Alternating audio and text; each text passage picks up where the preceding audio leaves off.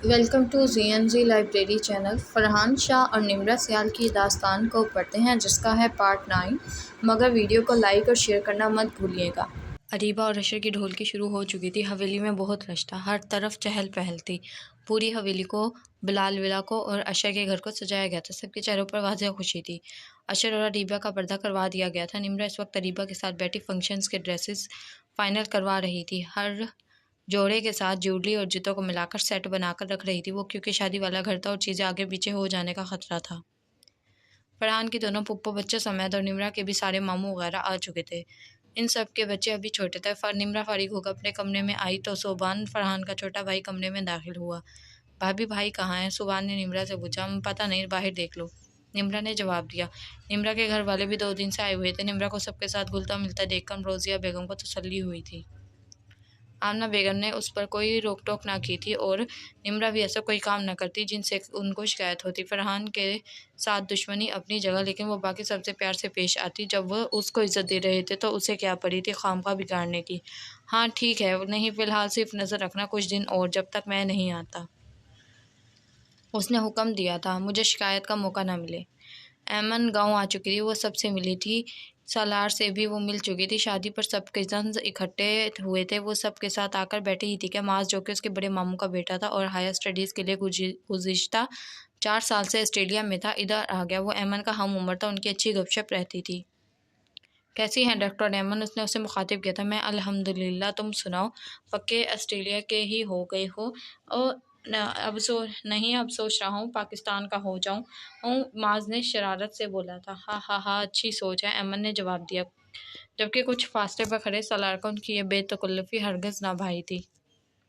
आज मेहंदी का फंक्शन था। पूरी हवेली में मोतिया के फूलों से सजावट की गई थी। अशे की तो खुशी का ठिकाना न था।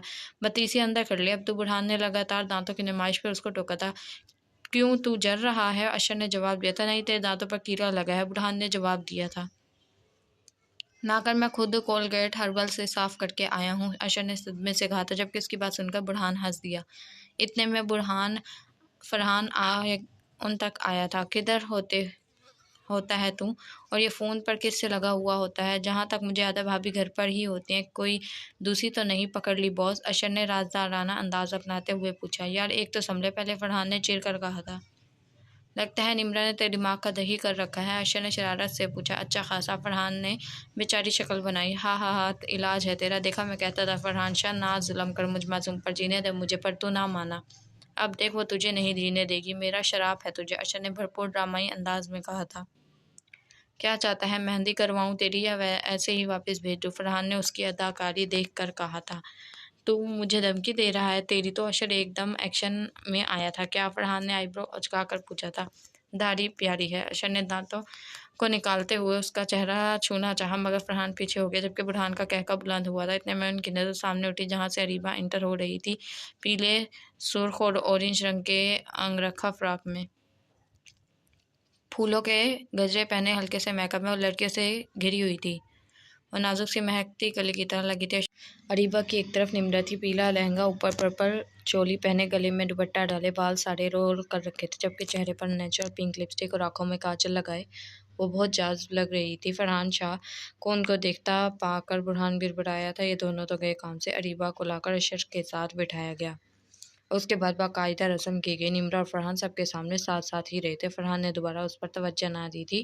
निम्रा ने शुक्र किया था, वरना उसकी नज़रों की तपिश उसे नर्वस करती थी।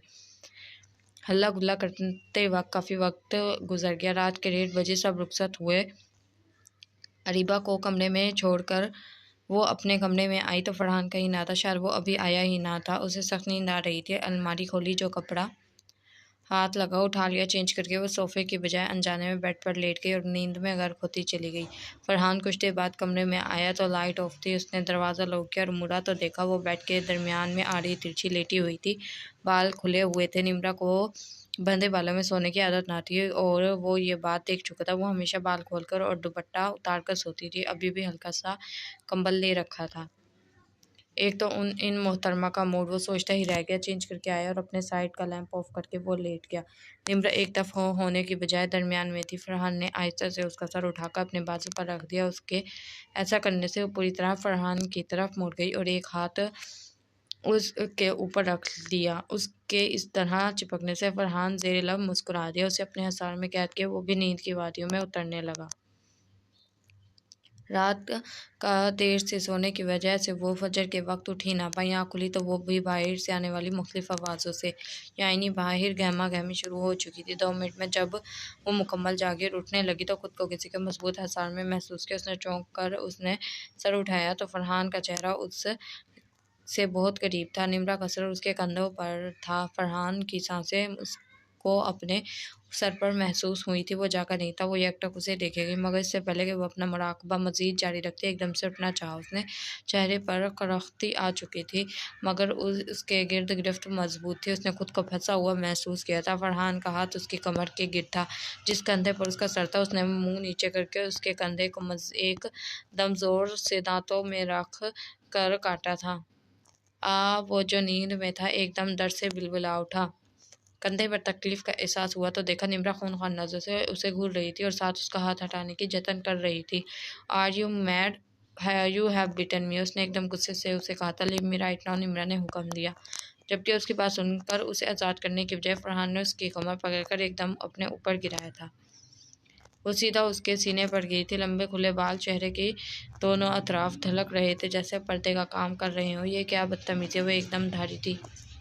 आवाज़ आहिस्ता रखो, माथे पर बल डाले फरहान ने कहा था। और कौन सी बदतमीजी? सवाल काफ़ी गुस्से से किया गया था, जबकि उसका गुस्सा देखकर वो एकदम सहमी थी। उसे कब आदत थी उसके गुस्से की? उसने हिम्मत जमा की। आज किसकी इजाज़त से यहाँ सोए? निम्रा ने सवाल किया था। Do you think I need somebody's permission to sleep here और नेक्स्ट टू यू? तुम्हारा क्या ख्याल है कि मुझे यहाँ सोने के लिए या तुम्हारे साथ सोने के लिए किसी की इजाज़त दरकार है? अंदाज काफ़ी जताने वाला था, शायद मलकियत का एहसास था। निम्रा को एक आंख ना भया था उसका अंदाज। मेरे ख्याल से हमारे दरमियान ऐसा कोई रिश्ता या ताल्लुक नहीं जिसके तहत आप ये बात इस यकीन के साथ कह सके। निम्रा ने उसको बावर करवाया था। उसकी आंखों में आंखें डाले वो घबराई न थी, और घबराते भी क्यों? इस इंसान ने उसकी ज़ात को मजाक बना कर रख दिया था। क्यों लिहाज रखती वो? कोई रिश्ता नहीं है हमारे दरमियान। अगर ऐसा है तो तुम किस हैसियत से यहाँ इतने दिन से मेरे साथ एक कमरे में एक छत तले रह रही हो? फरहान को उसकी बात शदीद गिरां गुजरी थी, जबकि उसकी बात सुनकर निम्रा खामोश रही। हमारा क्या रिश्ता है और आपस में जो ताल्लुक है उसका जिक्र मत ही लाओ तो तुम्हारे हक में बेहतर है, क्योंकि रिश्ता और ताल्लुक काफ़ी गहरा निकलता है, तुम शायद बर्दाश्त ना कर पाओ। फरहान ने उसकी गर्दन की हड्डी पर दूसरे हाथ से उंगली फेरते हुए मायूसी से कहा था, जबकि उसके इस हरकत से निम्रा की रीढ़ की हड्डी में सनसनी सी दौड़ गई। छोड़े मुझे! वो एकदम भुखलाई थी। कुछ तो था फरहान के अंदाज में जो उसे भुखलाने पर मजबूर कर गया था। इतने में उनके कमरे का दरवाज़ा बजा था। निम्रा ने मौका गनीमत जाना फरहान के ऊपर से हटने लगी, मगर शायद फरहान का ऐसा कोई मूड नहीं था। फरहान ने उसका बायां हाथ पकड़कर होले से लबों से लगाया था, जबकि वो तो सख्ते में आ गई। इससे पहले वो कुछ कहती, वो उसे मौका दिए बगैर एकदम उसको आज़ाद करता उठ खड़ा हुआ और दरवाजे की जानिब बढ़ गया। आज अरीबा और रशे की बरात थी। निम्रा ने अमन और मुकद्दस को भी बुलाया था, मगर चूंकि अमन भी अपने गांव गई हुई थी सो मुकद्दस अकेले ना आई। नाश्ते वगैरह से फारिग होकर वो अरीबा के पास ही थी, जबकि फरहान बाहर की तैयारियों में मसरूफ़ था। सो दोबारा उसका सामना नहीं हुआ। निम्रा से अरीबा को तैयार करने ब्यूटिशियन आ चुकी थी। मैरून मैक्सी पर डल गोल्डन काम हुआ था, साथ गोल्ड की ज्वेलरी पहने डार्क मेकअप में वो बेहद पुरकशिश लग रही थी। जबकि निम्रा ने आज के फंक्शन के लिहाज से भारी काम वाली शॉकिंग पिंक और ग्रीन कलर की मैक्सी पहनी थी। आमना बेगम ने खसूसन उसे भारी काम वाला जोड़ा पहनने का कहा था, क्योंकि वो हवेली की बड़ी और नई दुल्हन थी। आधे बाल साइड पफ बनाए, बाकी आधों को एक कंधे पर डाले वो हमेशा की तरह नाजुक गुड़िया लग रही थी। इतने में आमना बेगम कमरे में आई। माशाल्लाह मेरी बेटियां तो परियां लग रही हैं। उन्होंने बारी बारी दोनों का माथा चूमा था। अल्लाह नज़र बद से बचाए, उन्होंने दुआ दी। बस बारात आने वाली है, अभी अब्बा जी ने बताया, मैं तब तक ज़रा देख लूँ औरतों को और सदका भी दे दूँ। वो मुस्कुराकर बाहर चल दी। आज तो अशर भाई का दिल ही नहीं भरना हमारी अरीबा को देख देख कर, निम्रा ने शरारत से कहा था, जबकि अरीबा होले से मुस्कुराती। जी जैसे फरहान भाई का नहीं भरता। अरीबा ने दिल ही दिल में निम्रा की नज़र उतारी थी, जबकि उसकी बात सुनकर निम्रा के मुस्कुराते होठ एकदम सिकुड़े थे, जैसे अरीबा की नज़रों ने देखा था। वो मुड़ कर खड़ी हुई और निम्रा के हाथ अपने हाथ में थामे थे। निम्रा भाभी, मैं जानती हूँ जैसे आपकी शादी हुई जिन हालात में ये सब हुआ, ये सब एक्सेप्ट करना इतना आसान नहीं। बट आप फरहान भाई से बदगुमान मत हो, इनको एक मौका देकर देखे, वो आपको मायूस नहीं करेंगे। उसने बहुत अपनाइयत से कहा था। निम्रा महज इतना कह सकी, तुम क्या जानो अरीबा, हालात के साथ साथ तुम्हारे भाई ने क्या सितम ढाया मुझ पर। एक मौका वो तो मैं दे चुकी, उसी का तो खमियाजा भुगत रही हूँ, और ना जाने जब कब तक भुगतूंगी, शायद सारी उम्र। वो सोच ही सकी ये सब क्योंकि कह ना सकती थी। अरीबा उससे ना वाकिफ थी, निम्रा उसे आगाह करने का कोई इरादा भी ना रखती थी। मेरी छोड़ो, आज तुम्हारा दिन है, तुम खुश हो ना? निम्र ने उसका गाल छूकर पूछा था। जी मैं मुतमईन हूँ, अरीबा ने सर झुकाकर जवाब दिया। इंशाल्लाह तुम्हारा इत्मीनान बरकरार रहेगा। अशर भाई बहुत नाइस है और आप पर तो दिल भी हार चुके हैं। You both will be happy. Nimra ने उसको इत्मीनान दिया। इतने में अमरोसिया बेगम और कुछ और लड़कियां अरीबा को लेने आ गई, क्योंकि बारात आ चुकी थी। वो सब अरीबा को लेकर चल दिए। अशर सफ़ेद शेरवानी के साथ कुल्ला पहने अपनी मुस्कुराहट के साथ बहुत हैंडसम लग रहा था। स्टेज की तरफ बढ़ती अरीबा की नज़र उस पर पड़ी तो उसका दिल एकदम ज़ोर से धड़का। अशर का हाल भी कुछ मुख्तलिफ ना था। वो इस वक्त तो खुशकिस्मत तरीन तसव्वुर कर रहा था, क्योंकि उसने जिसे चाहा था उसे पा लिया था। अरीफा अफंडी उसकी हो चुकी थी ताउम्र। निकाह कुछ देर पहले ही हो चुका था। दोनों को इकट्ठा बिठाया गया था। इसके बाद सब मेहमान दुल्हन दूल्हा से मिलने स्टेज पर जाने लगे। निम्रा थोड़ी देर स्टेज से नीचे उतर आई। फरहान किसी से कॉल में मसरूफ था।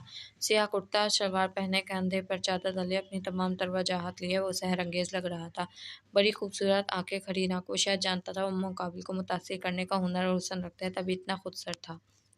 निम्रा सर झटक कर दोबारा स्टेज पर चल दी। जहाँ मेहमान खाना खाने गए तो अशर और अरीबा का फ़ोटोशूट हुआ। फिर तमाम फैमिली का सब कपल्स की पिक्स बनाई गई। नाचार फरहान और निम्रा को भी तस्वीरें बनवानी पड़ी।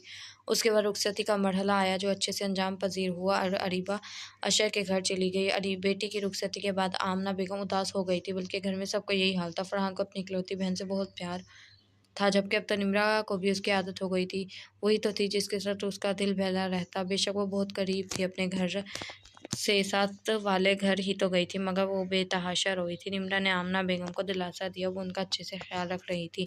वो गुलाबों से सजे कमरे में बैठी खुद भी एक कली लग रही थी। उसका दिल ज़ोर ज़ोर से धड़क रहा था। कमरा बहुत खूबसूरती से सजाया गया था। वो बेड पर बैठी उंगलियां चटका रही थी, शायद अपनी घबराहट को कम करने की कोशिश कर रही थी कि इतने में दरवाज़ा खुला था। आने वाला कौन था वो जान चुकी थी, नज़र उठाने की हिम्मत उसमें ना थी। अशर ने मुड़कर दरवाज़ा लोग किया और चलता हुआ बेड तक आया और गुला उतारकर साइड पर रखते उसके सामने बैठ गया। अरीबा ने अभी भी निगाह ना उठाई थी। अशर ने गला खंगारा। अरीबा ने निगाह उठाकर उसको देखा तो वो देखते रह गया। उसका तो प्यारी लगी थी। वो उसके लिए सजी सवरी उसका इंतजार करती घबराई हुई अशर ने हाथ बढ़ाकर उसका हाथ थामा था। अरीबा का हाथ कपकपाहट का शिकार था। घबराओ नहीं यार, अशर ने प्यार से कहा था। अरीबा कुछ ना बोली। Thank you so much for coming in my life, for accepting me. I can't express how happy I am to have you here as my wife. Ashar ने उसका हाथ थाम कर कहा था, जबकि अरीबा सरशार सी हो गई थी। कुछ कहोगी नहीं, उसने सवाल किया था। मैं क्या कहूँ अशर भा, आखिरी लफ्ज़ उसके मुंह में ही रह गया। उसने जल्दी से ज़बान को बर वक्त ब्रेक लगाई।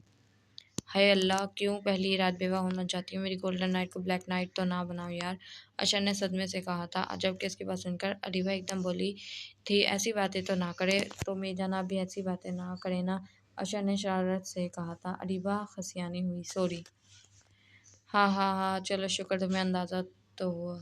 अशर को इत्मीनान हुआ। अरीबा मैं जानता हूँ सब जल्दी हुआ, रिश्ता तय होना फिर आईना, तुमने शायद ऐसा नहीं सोचा था। सही बताऊँ तो पहले मैंने भी नहीं सोचा था, मगर फिर अच्छी लगने लगी तुम मुझे, मेरी ख्वाहिश बन गई तुम, और अल्लाह ने मेरी ख्वाहिश पूरी कर दी। मेरी ज़्यादा तमहीद नहीं बांधूंगा, मगर तुम्हें ये ज़रूर बताना चाहूँगा कि मैं मोहब्बत करने लगा हूँ तुमसे, लेकिन मैं हरगिज़ तुम पर खुद को मुसल्लत नहीं करना चाहता जब तक तुम मेंटली तौर पर रेडी नहीं हो जाती। हम इस रिश्ते को आगे नहीं बढ़ाएंगे, और यकीन मानो मुझे जल्दी नहीं है, तुम जितना वक्त चाहो ले सकती हो।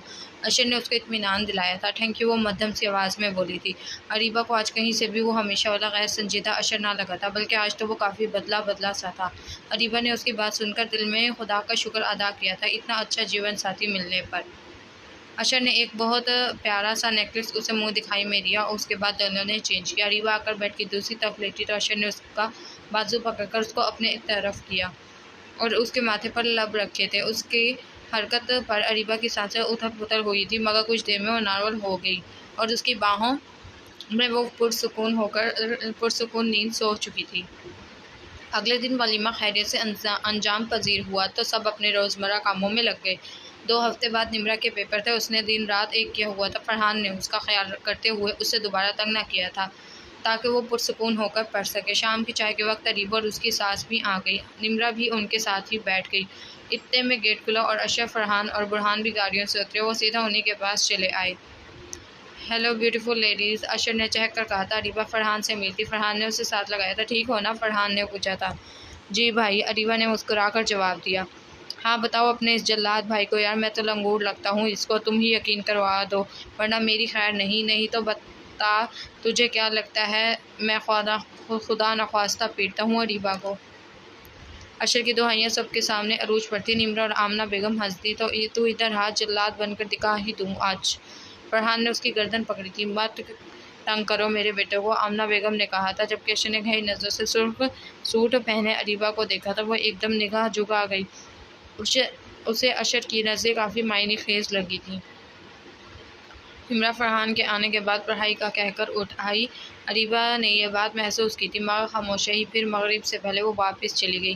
रात को वो बाल सुलझा रही थी जब अशर रूम में आया। वो किसी गहरी सोच में थी। अशर ने उसके सामने चुटकी बजाई। कहाँ खोई हो? No lift? उसने पूछा था। हाँ कहीं नहीं। अशर, आपने नोट किया है फरहान भाई और निम्रा के दरमियान शायद मेरी गलत फहमी हो मगर वो एक दूसरे के से खींचे खींचे रहते हैं। अरीबा ने अपनी सोच को अल्फाज दिए। ओह तो ये बात है, अशर ने जवाब दिया। अब वो उसको क्या बताता कि उसका वहम नहीं था मगर वो उसको कभी हकीकत बता भी नहीं सकता था क्योंकि वो फरहान से बेपनाह मोहब्बत करती थी। और अगर फरहान के किए धरे का उसको पता चलता तो शायद उसकी नज़रों में अपने भाई की वो वक़्त ना रहती। जबकि अशर हरगिज़ ऐसा नहीं चाहता था। उसको फरहान आज भी बहुत अजीज़ था। लेकिन मैंने भाई की नज़रों में मेरी भाभी के लिए प्यार देखा है। आई होप सब सेट हो जाए और फिर मैं भी फूफा बन जाऊँ। आखिरी बात उसने मुस्कुरा कर कहा था। हम तो आपको आंखें पढ़ना भी आती हैं, अशर ने शरारत से कहा था। यार तुम्हारे फूफा बनने के चक्कर में मैं अब्बा बनने से महरूम ना रह जाऊँ। तुम्हें फूफा का दर्जा अता करने के लिए निम्रा और फरहान को कोशिश करनी चाहिए मगर फ़िलहाल तुम सिर्फ हमारा सोचो, अशर ने मायने ख़ेज़ी से कहा था। उसकी बात सुनकर अरीबा एकदम सुर्ख हुई थी। वो एकदम उठी। मैं बुश रख आऊँ? उसने खिसकना चाहा था जबकि उसका इरादा भाग कर अशर ने उसकी पलाई थामी और उसे बुश लेकर साइड टेबल पर रखा। उसने एक झटके से अरीबा को अपने ऊपर गिराया था और उसको अपनी बाहों में कैद कर लिया था जबकि अरीबा की कुछ बोलने की हिम्मत ना हुई थी। अशर से बेड पर लेटा चुका था। उसने होले से झुककर उसकी गर्दन पर अपने लब रखे थे। अरीबा ने आंखें बंद कर ली। उसके बाद वो एक के बाद एक इशारा करता गया। अरीबा ने कोई मज़ाहमत ना की थी क्योंकि उसने वक्त दिया था और मज़ीद अशर का हक़ ना देना अरीबा को उसके साथ नाइंसाफ़ी लगी थी, लिहाजा वो अपना आप उसको सौंप चुकी थी। एक दिन बाद निम्रा का पेपर था। उसने मलिक वजाहत और आमना बेगम से इजाज़त ली थी कि पेपर्स के दौरान वो अपने घर जाकर ठहर जाए क्योंकि रोज़ाना सफ़र करना उसको थका देगा। उन्हें कोई मसला ना था। रात को फरहान घर आया। उसको ख़बर मिली तो उसका मूड एकदम ऑफ हो गया। उसे बात हज़म ही ना हो रही थी। निम्रा ने उससे इजाज़त लेना तो दूर, खुद उसे बुलाना भी गवारा ना किया था और ये बात उससे तैश दिला रही थी। कमरे में आया तो वो अपना बैग पैक कर रही थी। तुम यहाँ से भी पेपर देने जा सकती हो, फरहान ने बात शुरू की थी। रोज़ाना का आना जाना नहीं होता मुझसे, निम्रा ने बगैर देखे जवाब दिया। तुम खुद ड्राइव मत करना, कोई और पिक एंड ड्रॉप कर लेगा, मैं छोड़ आऊँगा, फरहान ने हल बताया। नो थैंक्स, निम्रा ने सरसरी सा जवाब दिया। वो उसकी बात पर कान ही नहीं धर रही थी। फरहान को गुस्सा आ रहा था। वो नहीं चाहता था वो जाए। बेशक वो दोनों बात नहीं करते थे मगर उसकी नज़रों के सामने होती थी। वो रात को उसके सामने ऑफिस से आता तो उसका दीदार नसीब होता। अब पूरे 1 माह तक वो कैसे अकेला रह सकता था मगर साफ कह देना उसको भी गवारा था कि रुक जाओ मत जाओ, तुम्हारे बगैर दिल नहीं लगेगा मेरा। मगर हाय ये अना, वो खामोश रहा।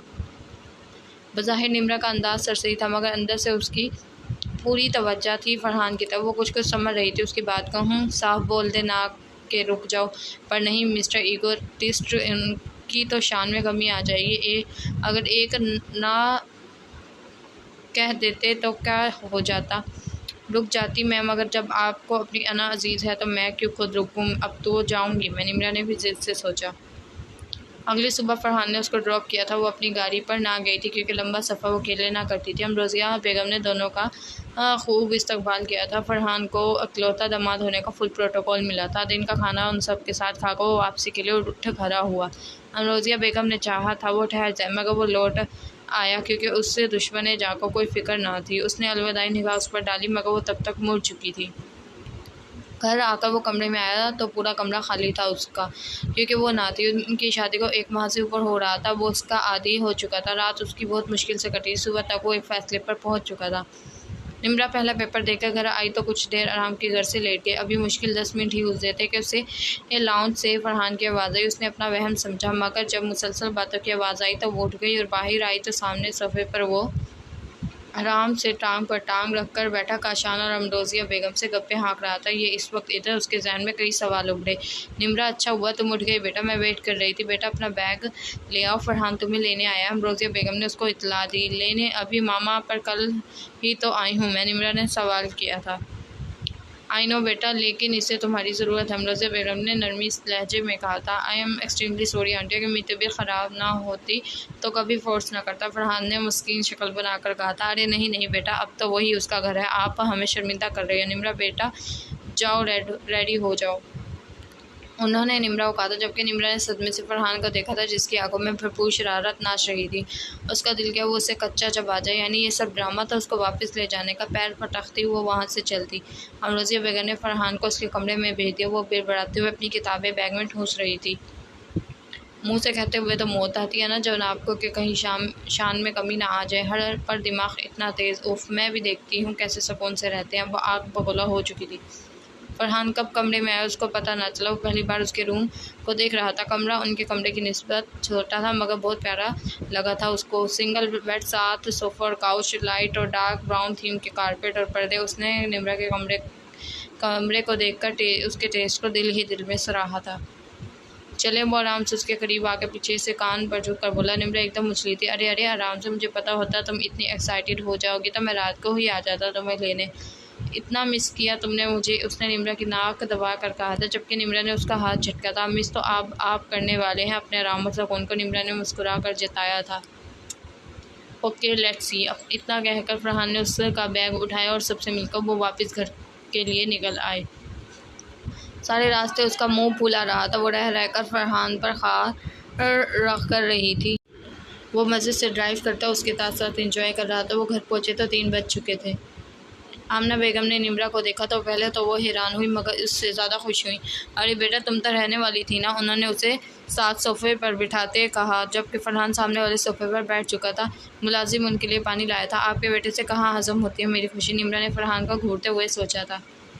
अम्मी, इसका दिल नहीं लगा मेरे बगैर, रात से कॉल्स कर रही थी कि वापस ले जाएं, तो सुबह चला गया मैं, फरहान ने आमना बेगम को कहा, जबकि उसकी बात सुनकर निम्रा का मुंह पूरा खुल गया।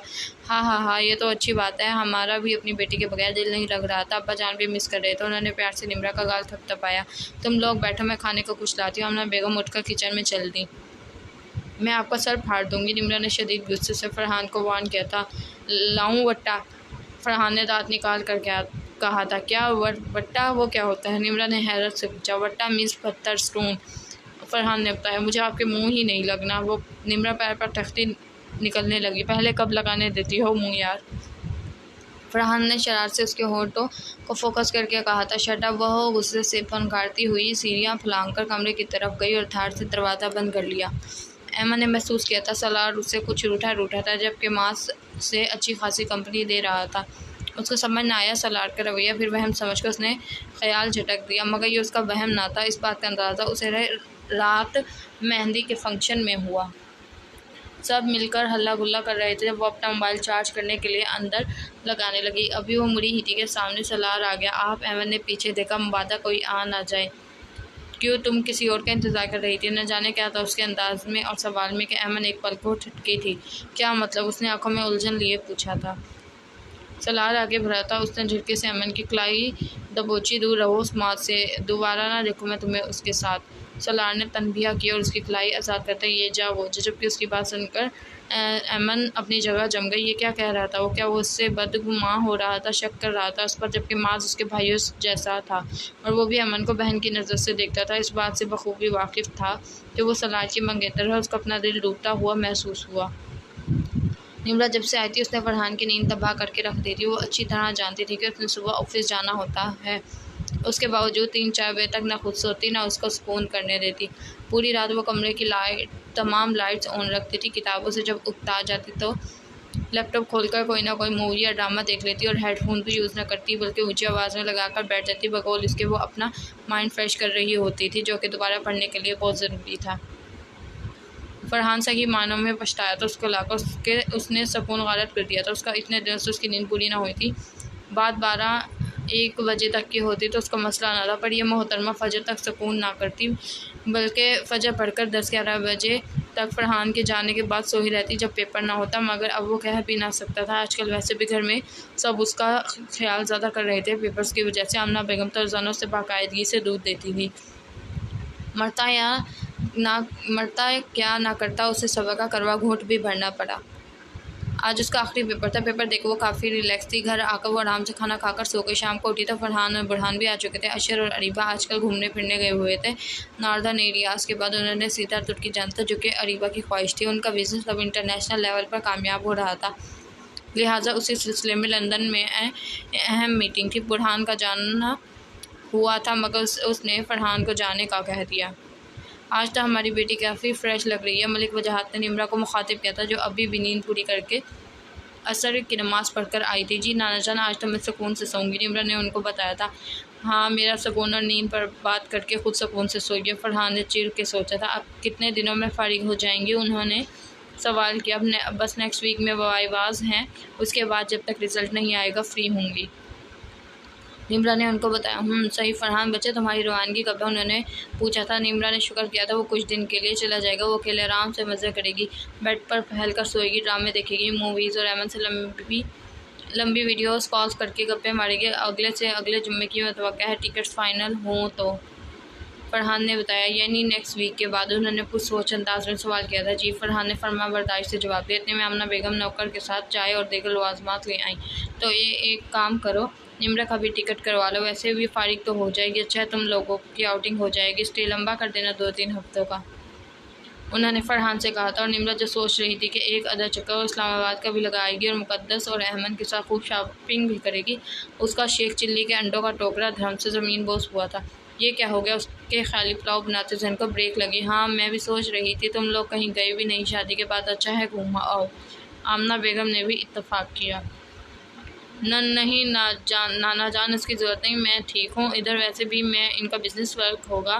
निम्रा ने बर वक्त पेशकदमी की। बच्चे, ज़रूरत कैसे नहीं, ज़रूरत है, आप पैकिंग कर लेना, बुरहान टिकट फाइनल करवा देगा। ओके, उन्होंने उसका सर थपथपा कर कहा था। और निम्रा की हिम्मत नहीं आगे से कुछ बोलने की। जी ठीक। वो पेचो ताप खाती रह गई। उसके वाइवास भी हो चुके थे और टिकट्स भी आ चुकी थी। अब वो कुछ खुश भी थी, क्योंकि वो पहली बार मुल्क से बाहर जा रही थी, जबकि फरहान पहले भी यूनिवर्सिटी के ज़माने में जा चुका था। उसने मुकद्दस को बताया तो वो तो खुशी से पागल ही हो गई। उसने लंबी लिस्ट बना कर दी थी निम्रा को कि उसे लंदन से शॉपिंग करके वो चीज़ें ला कर दी, जबकि अमन जब से गाँव से आई थी वह परेशान सी थी और इनके स्टार पर उसने सारी बात उन दोनों को बताई। निम्रा ने उसको समझाया कि सलाह बस जेलिस हुआ होगा, क्योंकि वो अमन को चाहता है, मगर उसकी तसल्ली ना होगी। वो पैकिंग कर रही थी जब फरहान अंदर आया। उसकी निगाह निम्रा के बैग पर गई, जहाँ वो ज़ोर शोर से चीज़ें रख रही थी। डार्लिंग, तुम्हें हनीमून पर जाने का इतना शौक था तो तुम मुझे पहले बता देती। फरहान ने मुस्कुराहट दबाकर उसको छेड़ा था। निम्रा ने हैरत से उसको देखा। आपकी इत्तला के लिए अर्ज़ है कि ये हनीमून नहीं, बिज़नेस टूर है। आपका ज़रा होश करे, भंग वंग भी रखी है क्या? वो कब चुप रह सकती थी? उसकी बात सुनकर फरहान का पारा चढ़ा था। तुम तमीज़ से बात नहीं कर सकते? उसने गुस्से से पूछा था। मैं सबको उनकी जगह पर रखती हूँ, निम्रा ने इंतहाई तल्ख जवाब दिया था। फरहान ने उसका बाजू दबोचा।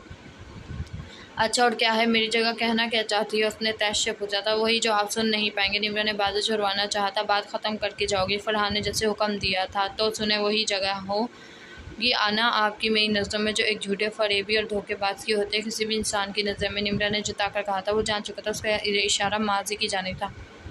तो तुम्हारा अपने बारे में क्या ख्याल है? मिसेस फरहान ने उसके बाजू पर जोर डालकर उसकी आंखों में झाँका था। उसके ज़ोर से बाजू में उसकी उंगलियां बेबस थी। मैंने क्या किया? निम्रा ने हैरत से पूछा। वाह, ये भी सही है, अपना किया धरा भूल जाओ और सिर्फ दूसरों को कसूरवार ठहराओ। फरहान ने तमस्कर से कहा था।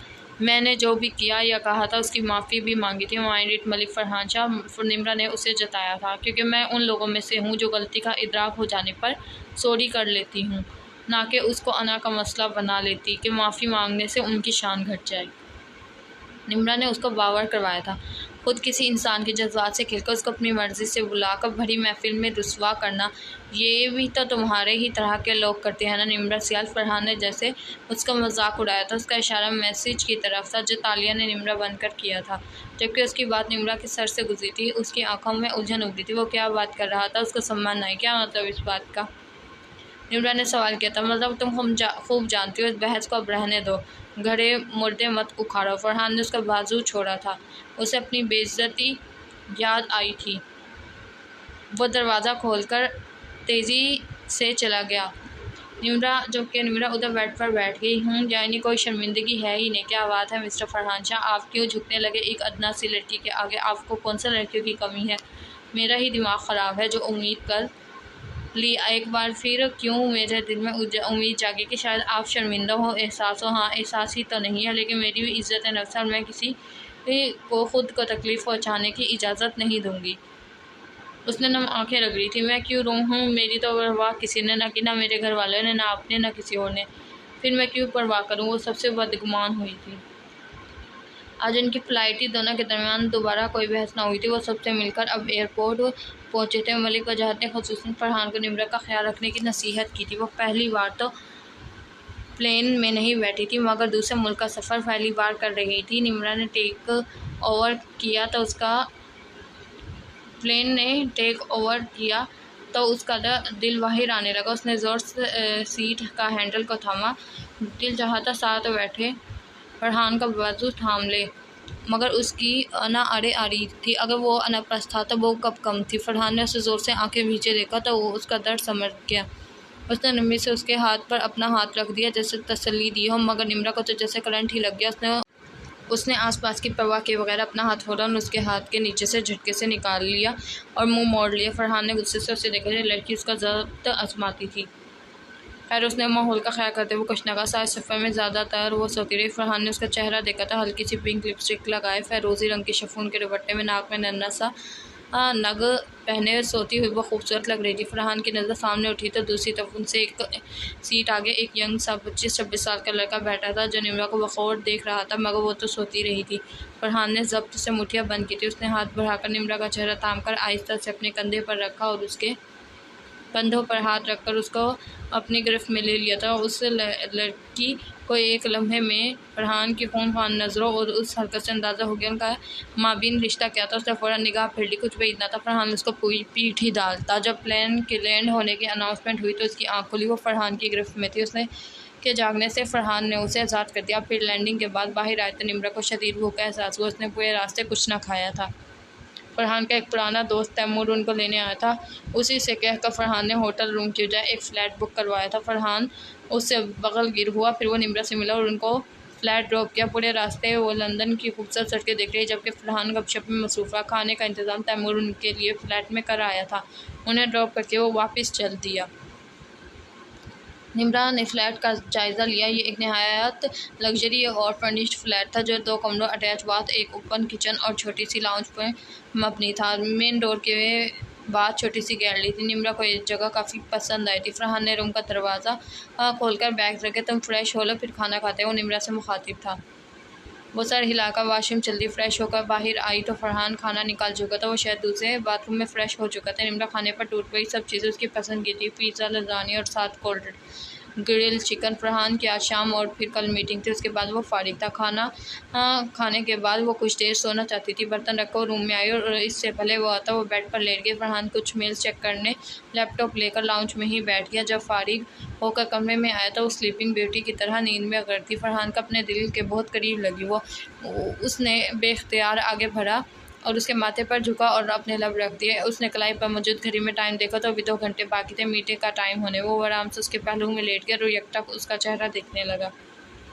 वो उसकी मोहब्बती फरहान शाह की पहली चाहत जो उसकी ख्वाहिश बनी थी। वो लाख नफ़ी करता, मगर वो उसको बेपनाह चाहता था, मगर शायद खुद भी इकरार करने से डरता था, क्योंकि उसने दिल पर दिमाग को फोकियत दे दी थी। एक अरसे से दिमाग ही दिल पर छाया था। उसने दोबारा वक्त देखा तो 1 घंटा गुजर चुका था। वो उठा और तैयार होने लगा। इतने में निम्रा भी जाग चुकी थी। उसने मगरिब की नमाज़ पढ़ी जब तक फरहान तैयार हो चुका था। मैं जा रहा हूँ, 2-3 घंटों तक वापस आऊँगा। तुम दरवाज़ा लॉक कर लो, भूख लगे तो खाना खा लेना, नहीं तो रात को बाहर चलेंगे। ओके, उसने कलाई पर घड़ी बांधते हुए कहा था। ये तो ऐसे कह रही हैं जैसे वाकई हम हनीमून पर आए हों। निम्रा ने उसको घूर कर सोचा था, यार अब नज़र तो मत लगाओ, इतना प्यारा लग रहा हूँ तो कह दो। फरहान ने उसको खुद को देखता पाया तो शरारत से बोला था। खुशफहमिया निम्रा ने चिढ़कर कहा था, जबकि उसकी बात सुनकर फरहान का कहका बुलंद हुआ था। अपना लैपटॉप बैग में डाले वो चल दिया। निम्रा दरवाज़ा लॉक करके आई तो उसे समन आया, अब क्या करे, अनजान जगह, ऊपर से खाली घर। उसे एकदम ही वहशत होने लगी। वो मोबाइल लेकर बैठ गई। 1 घंटा ही मुश्किल से गुजरता, उसका मज़ीद 2-3 घंटे वो अकेले कैसे गुजारेगी। उसे खौफ तो होने लगी थी। कभी टीवी देखती, कभी मोबाइल उठाती। ईशा हुई तो उसने नमाज अदा की, फिर कुरान पाक की तिलावत करने लगी। अभी वो फारिग ही हुई थी कि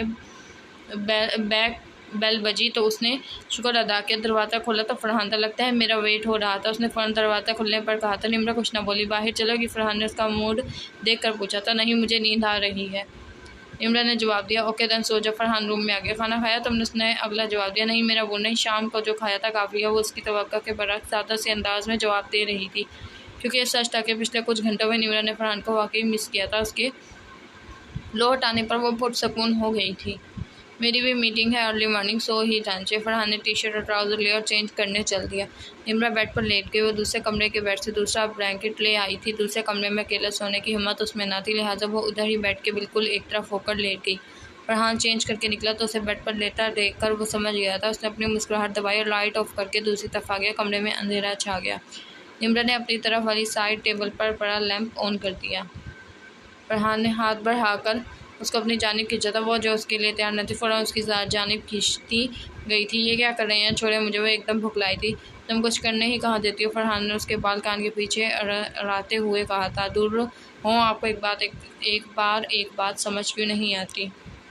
निम्रा ने उसको धक्का दिया था। फरहान का दिल गया 1 मिनट में उसको सबक सिखा दे, मगर वो उसका रोदाद न था। उसने निम्रा को आज़ाद कर दिया था। वो पीछे हटी थी, मगर बेड से न उतरी, बल्कि एक तरफ सिमट कर सो गई। सुबह वो उठी तो शदीद भूख का एहसास हुआ। किचन में गई तो खाली बर्तन मुँह चढ़ा रहे थे। फरहान घर में उसे नजर न आया। वो सो रही थी जब वो कुछ सामान लेने बाहर गया था। फ्रेश होकर आई तो फ्लैट का दरवाज़ा खुला था। उसके हाथ में सामान था। गुड मॉर्निंग, फरहान ने उसे कहा था। निम्रा ने जवाब न दिया। निम्रा ने खूनख्वार नज़रों से उसे घूरा था। क्या है डार्लिंग, खा क्यों रही हो? फरहान ने उसके तेवर देख कर पूछा था। मुझे भूख लग रही है। निम्रा ने फूले मुंह से जवाब दिया था। तो नाश्ता करो, फरहान ने अजीम हल बताया था। आपका भेजा खाऊं क्या? निम्रा ने चिढ़कर कहा था। ओ यस, मैं चीज़ें ले आया हूँ, नाश्ता तो रेडी ही लाया हूँ, बाकी तुम रात में बना लेना कुछ। उसने सामान की तरफ इशारा किया। निम्रा ने फ़िलहाल जवाब न दिया। वो नाश्ता निकाल कर लाई। उसके बाद फरहान तैयार होने चल दिया। वो रूम में आई तो वो परफ्यूम लगा रहा था। निम्रा ने उसका ख़ास नोटिस न लिया और दोनों में कल से अब तक ज़्यादा बात ना हुई थी। कोई भी पहल करने को तैयार न था। अगर एक खामोश था तो दूसरे ने कब कोशिश की थी उस चुप को तोड़ने की, उस खला को कम करने की। इंसान के अना बहुत बुरी चीज़ है। अना को कभी भी रिश्तों के दरमियान नहीं आने देना चाहिए, वरना मजबूत से रिश्ता भी उसकी भेंट चढ़ जाता है। जबकि उन दोनों का तो रिश्ता भी बहुत नाजुक था, बहुत हसास और इतनी खूबसूरत। फरहान शायद दिल की आवाज़ को दबाता था तो निम्रा कब सुनती थी। वो बेएतबार हो चुकी थी और शायद बदगुमान भी। अगर कभी बेखुद होकर भी वो उसकी छानी भरता तो वो उसकी सारी कोशिश पानी की तरह बहाने में एक लम्हा ना लगाती थी। ऐसे में वो भी पीछे हट जाता। वो चाहता तो मना लेता उसको, क्योंकि इतना वो जान चुका था। वो उससे माफ़ी मंगवाना चाहती थी, शायद झुकाना चाहती थी, उसको बेबस करना चाहती, मगर वो ऐसा नहीं कर पाया था, क्योंकि उसकी नज़रों में कसूर निम्रा का भी था। उसने बिला वजह उसकी तस्लील की थी, जबकि हकीकत से दोनों नावाकिफ़ थे। निम्रा ने दोबारा ना पूछा ना फरहान ने बताया। वो अपने कपड़े लेकर बाथरूम में चलती।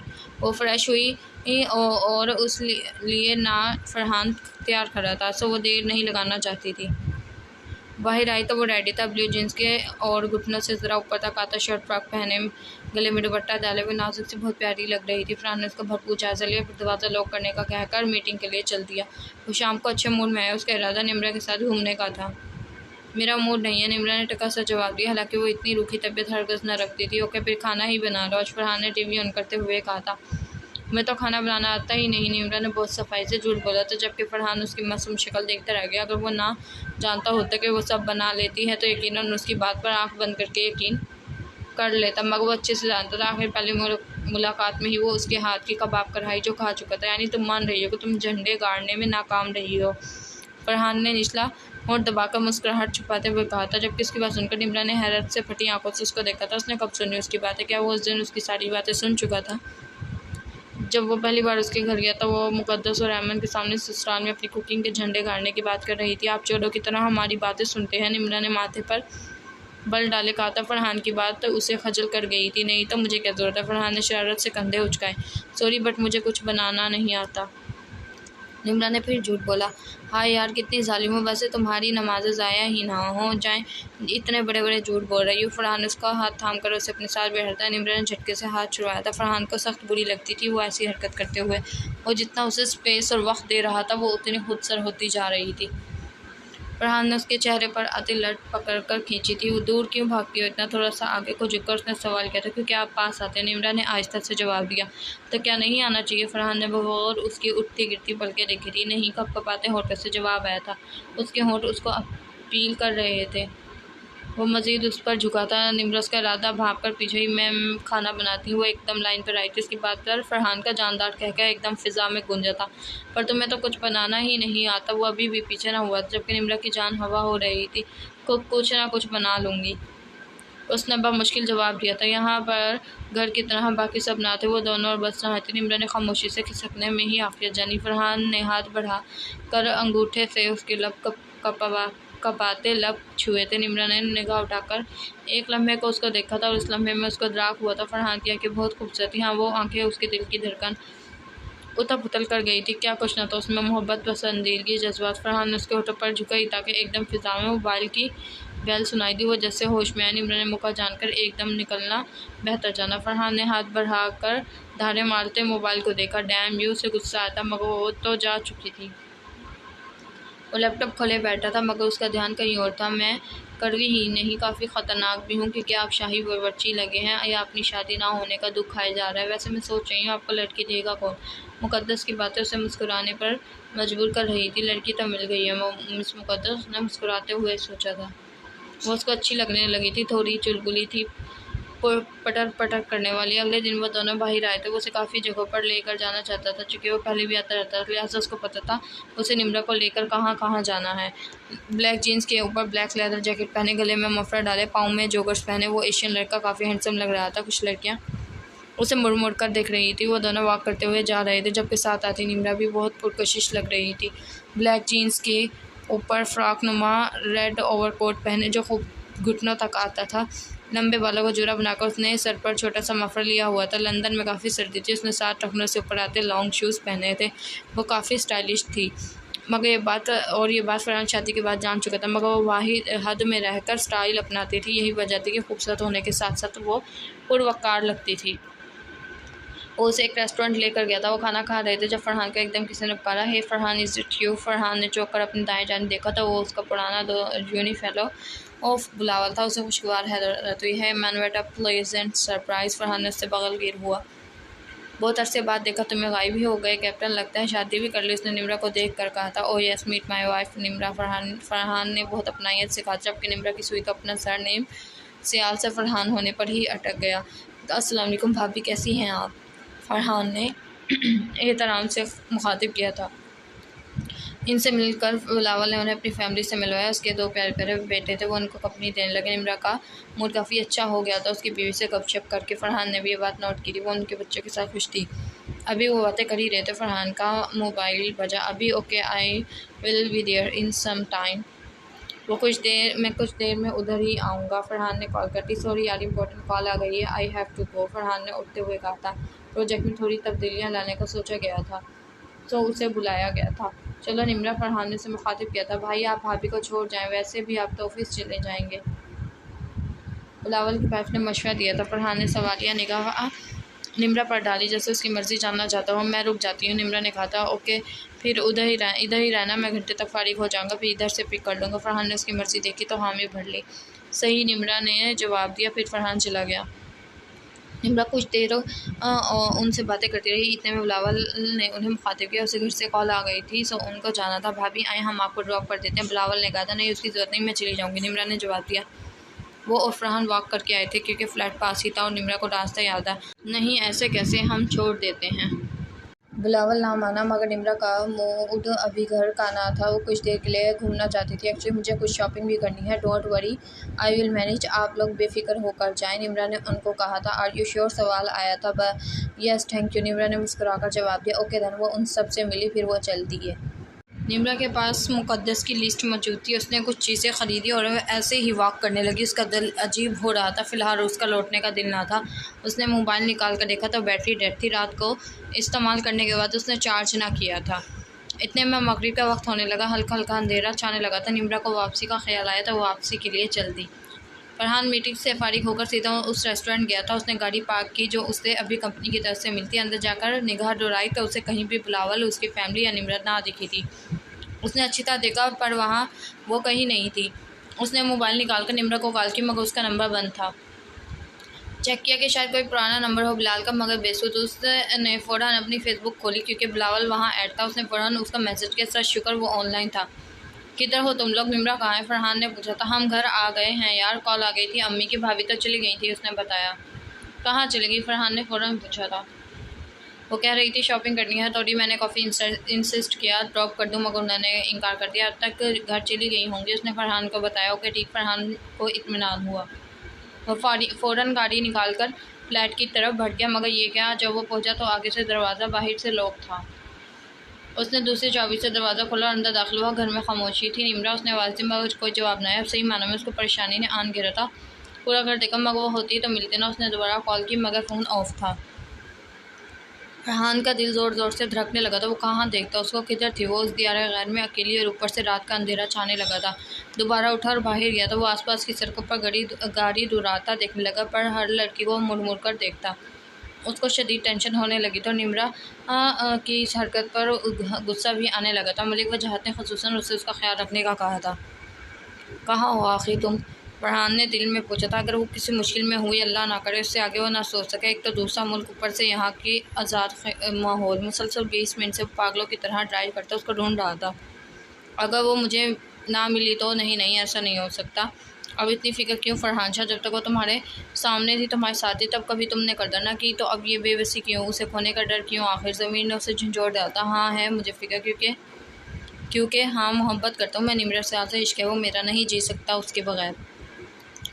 फिर आखिर वो मान गया तो वो सच जो पिछले 3 साल से जुड़ रहा था। मानता हूँ तकलीफ़ दी है उसको, पर एक बार या अल्लाह एक बार मिल जाए, वो तो एक बार मुझे मेरी निम्रा दे दे, मैं सब सही कर दूँगा। वो चाहती है ना मैं माफ़ी मांगूँ, झुकूँ उसके आगे, मैं मांगूँगा माफ़ी, झुक जाऊँगा, छोड़ दूँगा अपनी ज़िद अपनी अना, पर उसको नहीं खो सकता मैं। बहुत मुश्किल से दोबारा मिली है वो, अब नहीं बर्दाश्त उसकी दूरी। वो इज़हार कर रहा था। मोहब्बत दिल आखिर अपना आप मनवाने में आज कामयाब ठहरी थी। अना का बुत पाश पाश हुआ था, जबकि दिल तो उस वक्त रो रहा था। इस वक्त वो एक हारा हुआ इंसान लग रहा था। वो फरहान शाह जो अपनी माँ के आगे कुछ ना देखता था ना सुनता था, वो इस वक्त वो उस लड़की के लिए रो रहा था। लौटाओ निमरे, फरहान शाह कुछ नहीं तुम्हारे बगैर। फरहान शाह की सांसों में बसती हो तुम, आदी हो गया हूँ तुम्हारा। मैं तुम्हारे तमाम गिले शिकवे दूर कर दूंगा, बेतहाशा प्यार दूंगा तुम्हें, बस एक बार मिल जाओ। उससे साथ साथ गुस्सा भी आ रहा था। उसका दिमाग सख्त ख़राब होने लगा था। ज़रूरत ही क्या थी उसे निम्रा की मानने की। आखिर पिछले 40 मिनट में आसपास की कोई जगह ना छोड़ी थी। उसने कहाँ की खाक ना छानी थी। वो पागलों की तरह अपनी बीवी को ढूंढ रहा था, पर वो कहीं ना थी। बिलाखिर उसने पुलिस स्टेशन जाने का सोचा। उसने जेब से मोबाइल निकालने के लिए हाथ डाला तो जेब खाली थी। उफ डैम, उसने स्टीयरिंग व्हील पर मुक्का मारा था। वो उसका नंबर ट्राई करने के बाद फ़ोन घर ही छोड़ आया था। उसने गाड़ी फ्लैट के रास्ते पर डाल दी। फ़ोन लेकर वो पुलिस स्टेशन जाने का इरादा रखता था। गाड़ी पार्क करके वो तकरीबन भागता हुआ फ्लैट तक गया जो कि दूसरी मंजिला पर था। जल्दी से चाबी निकाली और मेन डोर खोलकर अंदर दाखिल हुआ। गाड़ी लिए बूट करके वो लॉन्च में दाखिल हुआ तो सोफे पर 2 शॉपिंग बैग्स देखकर ठिठका था। इतने में किचन से खटपट की आवाज़ आई। वो तकरीबन भागता वो किचन को लपका था। सामने निगाह उठाई तो बड़ा आराम से प्लेट में फ्रूट्स काट रही थी। उसे सामने देख कर तो एक लम्हा उसको ख्वाब लगा, मगर पलक झपकने पर अंदाज़ा हुआ वो ख्वाब न था, बल्कि वो वाकई उसके सामने थी। ओवरकोट और मफरल वो उतार चुकी थी नरम से। स्लीपर्स पहने, ब्लैक जीन्स और सफ़ाद कुर्ते में, आधे बालों को कैचे में मुकीद किए, बाकी बाल कमर से 7-8 इंच नीचे जा रहे थे। तमाम का एक सैलाब था। खुशी, तशक्कुर, बेयकीनी, इत्मीनान और तैश, तमाम जज्बात ने मिलकर एक जज्बे को उभारा था। वो था गुस्सा। वो अगले ही लम्हे शदीद भड़का था। वो उधर पागलों की तरह उसको ढूंढता फिर रहा, और ये मोहतरमा मोबाइल ऑफ किए मज़े बेफिक्र से फ्रूट्स इंजॉय कर रही थी। वो एकदम उस पर लपका था।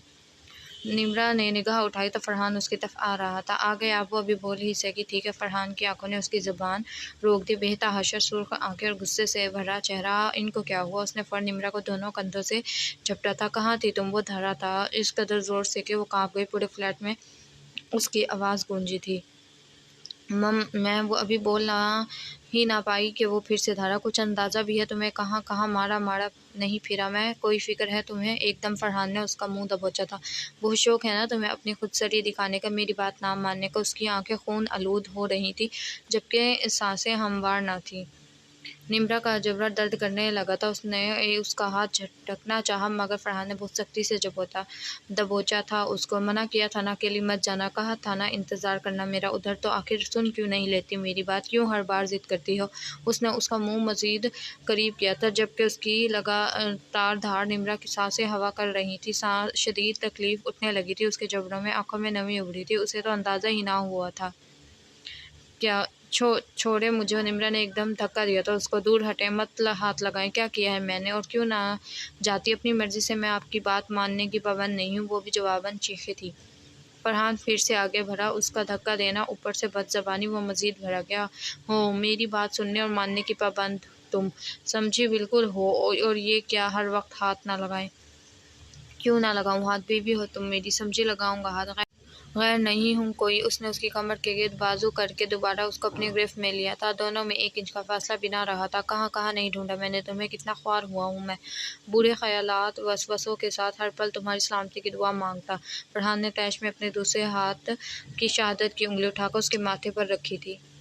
समझती क्या हो तुम? ये दिमाग और ज़ुबान सिर्फ गुस्सा करने के लिए चलता है क्या? आइंदा मुझे बताए बगैर कहीं जाने का सोचा भी तो टांगे तोड़ दूंगा, समझी? वो फिर से धारा था।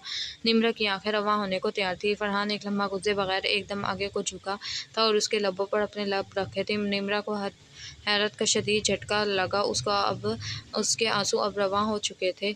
उसने उसके कंधों पर हाथ रखकर उसको पीछे धकेलना चाहा था मगर वो एक लंबा चौड़ा मर्द था जबकि वो नाजुक सी लड़की। उसने फरहान से सीने पर धर मुक्के रसीद करने शुरू कर दिए थे। फरहान ने उसके दोनों होंठों को सख्ती से अपने अनाबी लबों के दरमियान लिया था। उसकी मज़ाहमत करने की वजह से उसने अपना हाथ जो निम्रा की कमर के गिरता उसे हटाकर दोनों हाथों में उसके हाथ लिए और उसे झटके से चंद कदम के फासले पर मौजूद दीवार के साथ लगाया था। उसके दोनों हाथ वो दीवार से लगा चुका था जबकि उसे होंठों को अपने लबों में उसने ज़ोर से दबाया था, गोया मज़ाहमत रोकने का इशारा था। ये 1 मिनट गुजरा, फिर दूसरा। निम्रा को अपना सांस बंद होता महसूस हुआ था।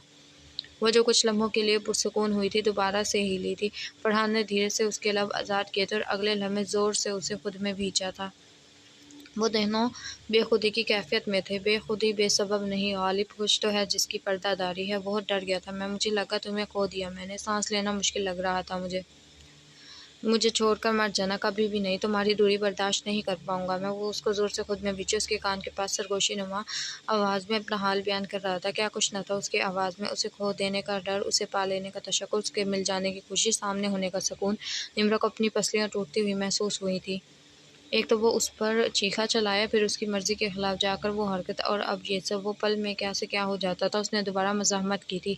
फरहान ने उसको आहिस्ता से खुद से अलग किया। उसकी अलग करने की देर थी कि सन्नाटे में एक जो आवाज़ गूंजी थी। चटाक। निम्रा का हाथ टूटा था और फरहान के गाल पर अपना निशान छोड़ गया था।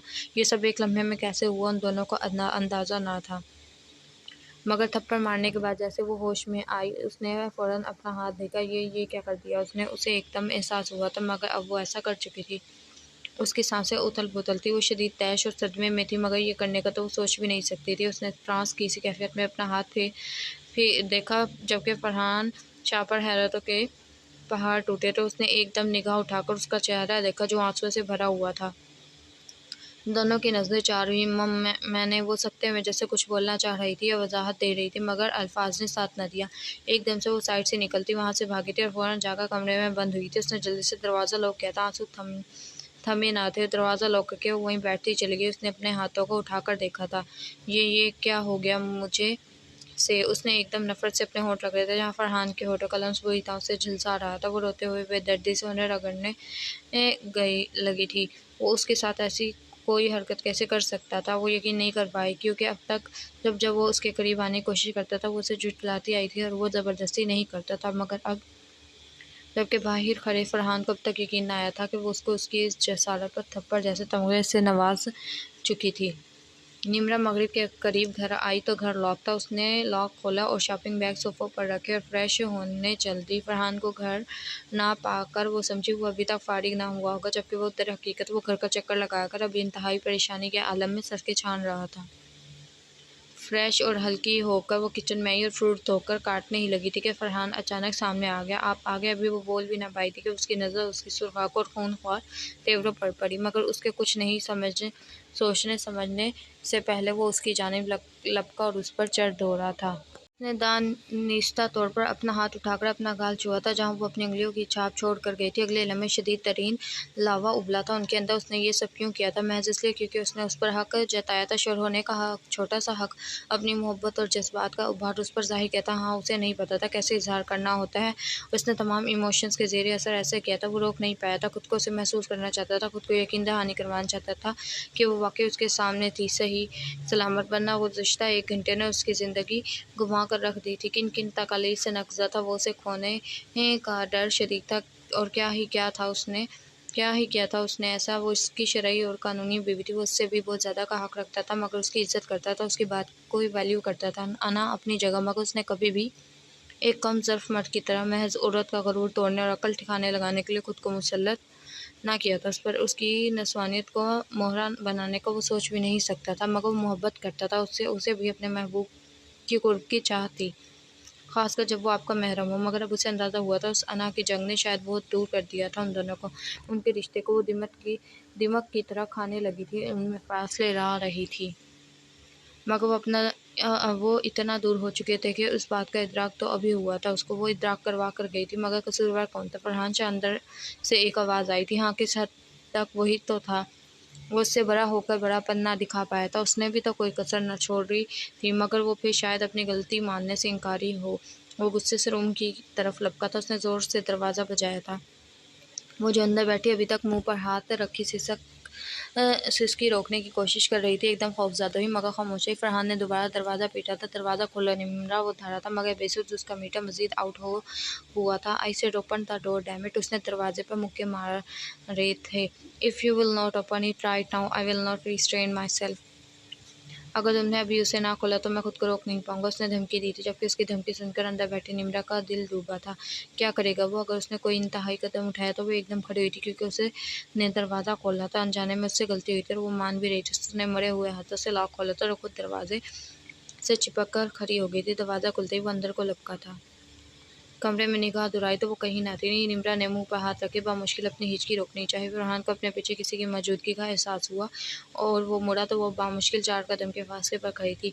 वो एक कदम आगे बढ़ा था। निम्रा को उससे बेइंतहा खौफ आया था। वो मज़ीद दरवाज़े को झुकी थी। फरहान ने शायद ज़िंदगी में पहली बार किसी से थप्पड़ खाया था। उसे याद न पड़ता था बचपन में कभी शरारत की वजह से भी उसे थप्पड़ मारा गया हो, क्योंकि वो शुरू से समझदार और संजीदा था। यही चीज़ उसे ख़ास कर गई थी। सब उससे मुतासिर होते थे और आहिस्ता-आहिस्ता उसकी अहमियत ने उसे अनापरस्त बना दिया। वो आदी होने लगा था अहमियत का। जहाँ जाता उसे हाथों हाथ लिया जाता। वो कभी कोई गलत हरकत ना करता जिससे उसकी ज़ात को नुकसान हो, मगर उसकी मैं पुख्ती हो गई थी। मैं इससे पहले वो कुछ कहता, निम्रा के कांपते लब हिले थे। गलती से हुआ, वो फिर बोली। अगर फरहान ने वो हरकत मुंह तोड़ जज्बात के सराकर की थी तो निम्रा से भी तो ऐसे ही हुआ था। दोनों में से कोई भी सही तरीके से खुद को एक्सप्रेस नहीं कर पाया था और दोनों की हरकत एक दूसरे के 14 तबक रोशन कर गई थी। निम्रा ने हौले से दोनों हाथ मिलाए थे। फरहान ने चौंक कर उसकी हरकत को देखा। उसने दोनों हाथ माफ़ी मांगने के से अंदाज में मिलाकर थोड़े ऊपर उठाए और अपनी थोड़ी तकलाई, और यही तो सारी बात थी जो उनको मुख्तलिफ बनाती थी एक दूसरे के उलट। दोनों अनापरस्त थे, दोनों हाथ ड्रम भी थे, किसी हद तक ज़िद्दी भी। मगर निम्रा को जब एहसास होता कि उससे ख़ता सरजद हो चुकी है तो वो माफ़ी मांगने में ज़्यादा देर नहीं कर पाती थी। हाँ, वो मान जाती थी, जैसे पिछली बार मानी थी जब उसे एहसास हुआ उसने शायद गलत किया फरहान के साथ। उसने माफ़ी मांगी और आज फिर वो मांग रही थी, हालांकि उसका जहन मुंतशिर था। मगर फरहान वो कब झंझोड़ते ज़मीर की सुनता था। ज़मीर ने तो तब भी मलामत किया था जब वो उसको तोड़कर निकला था 2 साल पहले।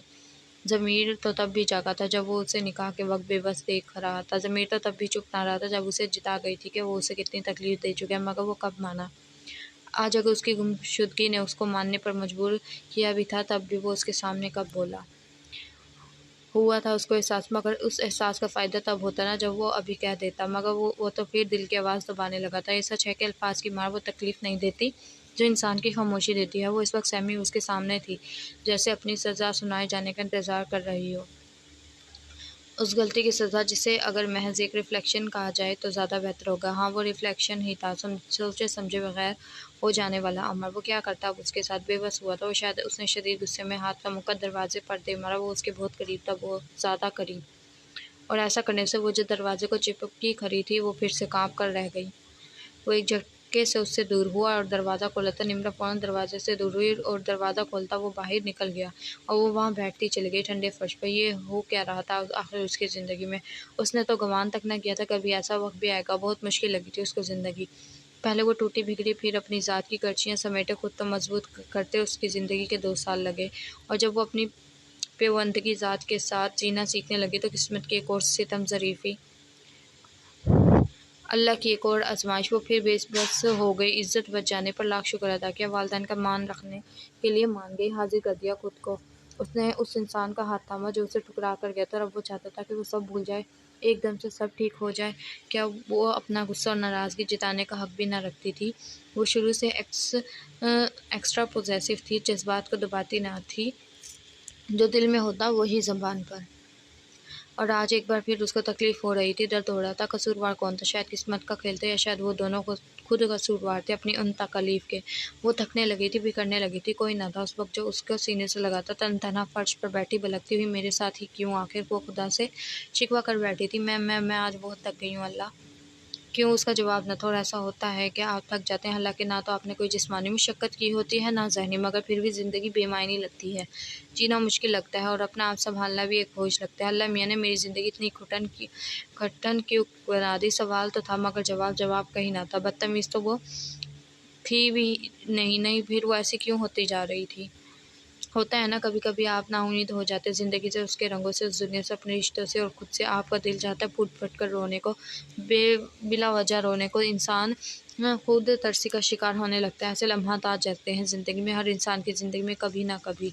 कभी हम सफ़र लगे मंजिलें, कभी रास्तों की खबर नहीं, कभी बेसबब लगे ज़िंदगी, कहीं चाहतों का समर नहीं। ना है रास्ता ना है मंजिलें, कैसे ज़िंदगी को संभाल लूँ, मेरी चाहतें क्यों बनी सज़ा, क्यों हुई गमों की ये बारिशें।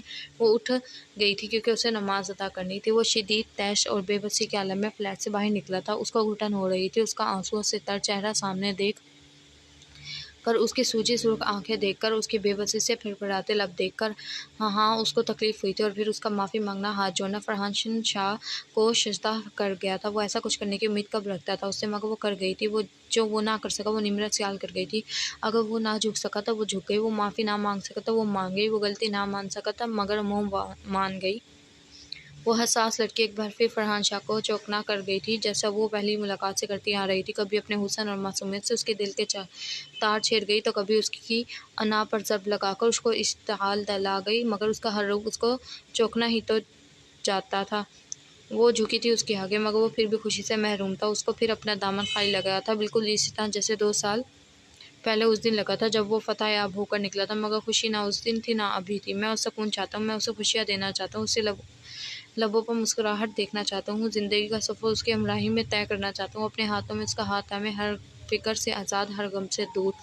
उसका दिल बोल उठा, पर क्या अब भी ऐसा मुमकिन है? क्या अब भी मैं उसे मना सकता हूँ? क्या अब भी वो लौटेगी, एतबार करेगी मेरा? सवाल आया था। मुमकिन है, हाँ तुम उसे मना सकते हो, हाँ तुम उसे लौटने पर मजबूर कर सकते हो, उसका एतबार जीत के। अगर उसे तोड़ सकते हो तो जोड़ क्यों नहीं सकते?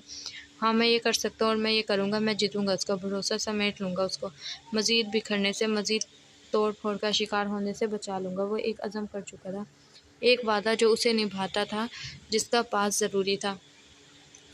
ऐमन और सलार की शादी की तारीख तय कर दी गई थी। 3 हफ्ते बाद की तारीख रखी गई थी, मगर ऐमन को सलार की बात भूली ना थी। उसको दुख हुआ था, और दोबारा उसको सलार से आमना सामना भी ना हुआ था, और फिर अचानक से तारीख तय हो जाना, वो शदीद नाराज़ थी उससे।